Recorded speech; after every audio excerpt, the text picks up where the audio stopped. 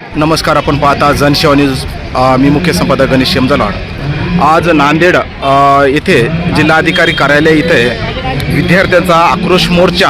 हे आक्रोश मोर्चा काढण्यामध्ये तुमचं नाव वगैरे काय ते सांगा सर. नमस्ते, ऋषिकेश काळे, अखिल भारतीय विद्यार्थी परिषद नांदेड महानगर मंत्री. विद्यार्थ्यांच्या विविध शैक्षणिक समस्यांना घेऊन हा जिल्हाधिकाऱ्यालयावर मोर्चा काढण्यात आलेला आहे. याच्यामधील विषय असतील विद्यार्थ्यांचा शिष्यवृत्तीचा विषय असेल, नर्सिंगचा 80-20चा पॅटर्न असेल, गव्हर्नमेंटनं जाहीर केलेलं मुलींना मोफत शिक्षण असेल पण मोफत शिक्षण नाही आहे, अशा DIVATU विद्यापीठाचे रिझल्ट विद्यार्थ्यांना वेळेवर मिळत नाहीत, पुनर्मूल्यांकन रिचेकिंगच्या नावाखाली विद्यापीठ प्रशासन विद्यार्थ्यांना लुटत आहे. याकडे कुठं शासनाने लक्ष द्यावं, या विविध मागण्यांना घेऊन हा मोर्चा करण्यात आला आहे. त्याच्यामध्ये ITIचा निर्वाह भत्ता असेल, वसतिगृहाचे विषय असतील, कॉलेज कॅम्पसमधील प्रयोगशाळा असतील, असे सर्व विषय आहेत. बरं, मी काय चालू आहे सध्या BJP सरकार आहे, त्याच्यामध्ये तुमचं काय म्हणणं आहे त्याच्यामध्ये सांगा. अखिल भारतीय विद्यार्थी परिषद विद्यार्थ्यांची एक संघटना आहे. ही कोणती राजकीय नेत्याची किंवा कोणाची संघटना नाही आहे. जिथं अन्याय आहे, जिथं विद्यार्थ्यावर अन्याय होणार आहे, तिथं विद्यार्थी परिषद हा नेहमीच आवाज उठवणारी आहे. याची मूळ हे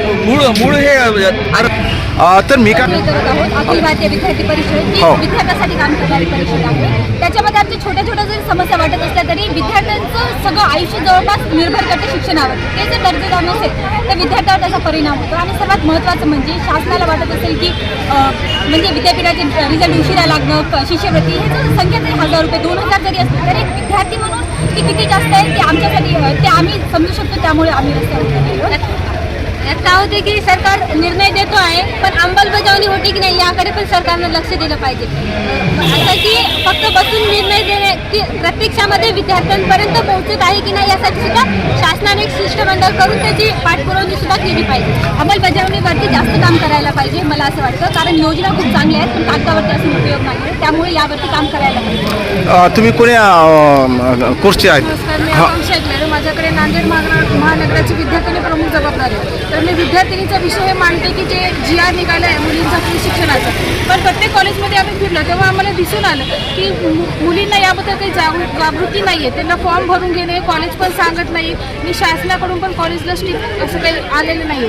ज्यांनी भरत्यात त्यांना येत आहेत याबद्दल खूप कन्फ्युजन दिसत आहे विद्यार्थ्यांचा मुलींचा मोफत शिक्षणाचा मुद्दा शासनाने सांगलेला आहे. मोफत शिक्षण 100% मुलींना भेटतं का? अदर फीज, ट्युशन फीज या थ्रू विद्यार्थ्यांकडून काहीतरी लूट चालू आहे का? याकडे शासनाने लक्ष देणं हे आज काळाची गरज. कॉलेजच्या डेव्हलपमेंटच्या नावावर जे जास्त फी काढून घेते कॉलेज याकडे पण शासनाने लक्ष दिलं पाहिजे. फ्री शिक्षण हे कसं म्हणलं पाहिजे? डेव्हलपमेंटच्या नावावर तुम्ही एवढी फीज काढून घेतली, फक्त ट्युशन फीजच्या नावावर माफ होत आहे शासनाकडून.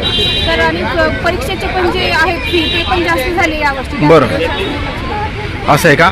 म्हणजे जे की तुम्ही म्हणत आहे की जे हॉस्टेलची सुविधा तुम्हाला पाहिजेत किंवा जे शासनाने जे फीस आहे समजा त्याच्यामध्ये मायनस करायला पाहिजेत आहे की नाही.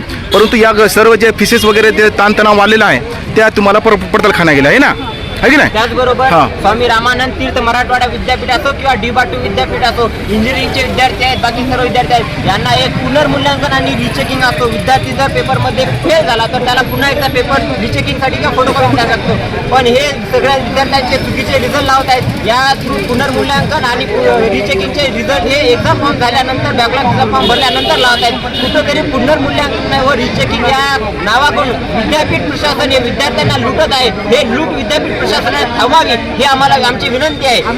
सरकारला आव्हान आहे की मोठे मोठे भाषण घोषणा देण्यापेक्षा MHADBTला पैसा द्यावा आणि विद्यार्थ्यांचे जे हॉस्टेलसाठी पैसा येतो तो त्यांना लवकरात लवकर. बरं, मी काय म्हणतो जे SC STचे जे विद्यार्थी आहेत समजा उदाहरणार्थ जे नांदेड बाहेर खेड्या गावाचे जे विद्यार्थी आहेत समजा ते सिटीमध्ये येतात परंतु त्यांना जे हॉस्टेल वगैरे जे सुविधा आहे ते भेटत आहे का म्हणालो तुम्हाला? त्यासाठी जे आता पंजाबराव म्हणून स्कॉलरशिप असते त्याला भरतो त्याच्याकडून सरकारकडून पैसा येतो पण तो पूर्ण इयर झाल्यावर शेवटी येतो.